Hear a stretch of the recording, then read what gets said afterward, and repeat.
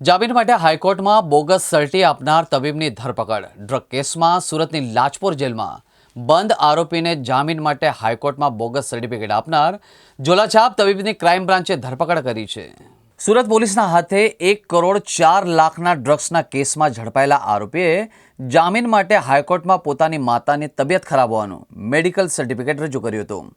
High court દ્વારા આ બાબતે પોલીસને તપાસના આદેશ આપતા મેડિકલ સર્ટિફિકેટ ખોટું હોવાનું સામે આવ્યું હતું અને જે ડોક્ટર દ્વારા આ સર્ટિફિકેટ બનાવ્યું તે ડોક્ટર પણ બોગસ હોવાનું સામે આવતા પોલીસે આ નકલી ડોક્ટર શોભિતસિંહ ઠાકોરની ધરપકડ કરી વધુ તપાસ હાથ ધરી હતી।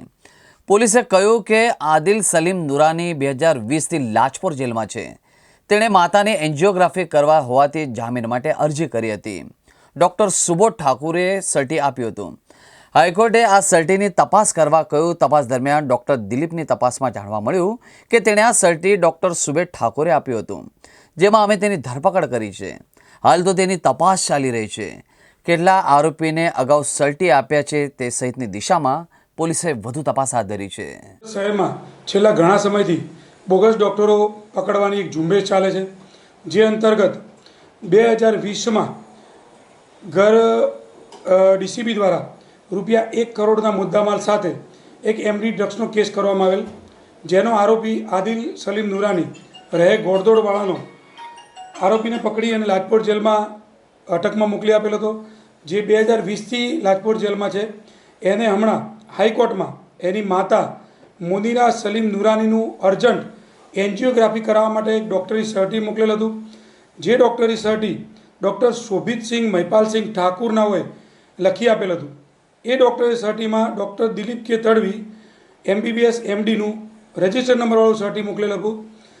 આ સર્ટી એને હાઈકોર્ટમાં જામીન માટે મૂકતા એની તપાસ કરવા માટે હાઈકોર્ટે અમને સૂચન કરેલ, જેની તપાસ કરતાં એવું જાણવા મળેલ ડૉક્ટર દિલીપ તડવીનો સંપર્ક કર્યો। દિલીપ તડવીએ આ સર્ટી બનાવી આપેલ નથી, તો સુબોધસિંહનો સંપર્ક કરતાં સુબોધસિંહ પાસેથી એની પૂછપરછ કરતાં એવું જાણવા મળ્યું કે આ સુબોધસિંહે દિલીપની ખોટા સહી સિક્કાવાળી બનાવટી સહીઓ બનાવી અને આ સર્ટી આદિલ નુરાનીને આપેલ, જે અંતર્ગત આજરોજ ક્રાઇમ બ્રાન્ચમાં ગુનો દાખલ કરી અને ડૉક્ટર શોભિતસિંહ મહિપાલસિંહ ઠાકુર, જે ખોટી ડિગ્રી ધરાવે છે, પોતે ડૉક્ટર નથી, જેની પાંડેસરના તેરેનામ ચોકડીથી Krishna general and trauma hospital ચલાવતો હતો, એની આજરોજ ધરપકડ કરવામાં આવેલ છે।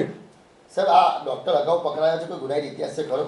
આ ડૉક્ટર અગાઉ કોઈ જગ્યાએ પકડાયેલ નથી, પરંતુ આ ડૉક્ટરના હવે રિમાન્ડ લેવામાં આવશે અને એ રિમાન્ડ દરમિયાન એને અગાઉ આવી રીતે કેટલા આરોપીઓને ખોટા સર્ટિફિકેટ આપી અને મદદ કરી છે અને કોણ કોણ આમાં સંડોવાયેલું છે, જેની વિગતવારની તપાસ કરવામાં આવશે। સાહેબ, હવે ખોટા સર્ટિફિકેટ મૂકાયા છે તો આદિલના વિરુદ્ધમાં કઈ રીતે કાર્યવાહી થશે અને ડૉક્ટરના વિરુદ્ધમાં કઈ રીતે થશે? આદિલે જે હાઈકોર્ટમાં જામીન માટે આ ખોટા સર્ટી રજૂ કર્યા છે એ હાઈકોર્ટના આદેશ અનુસાર કાર્યવાહી થશે, પરંતુ અમે એ જે ખોટા સર્ટીની તપાસ અમને સુપ્રત કરી હતી એમાં અમે ગુનો દાખલ કર્યો છે અને આદિલના જામીન કેન્સલ કરવા માટેની કાર્યવાહી કરવામાં આવશે। અને જે ડૉક્ટરે સર્ટી મૂકેલું છે એ સર્ટીની હવે ખોટા સર્ટી છે એની કલમો ઉમેરી અને કોણ કોણ બીજું આમાં સંડોવાયેલું છે, જે ખોટા સર્ટી બનાવનાર છે, એની પણ ભવિષ્ય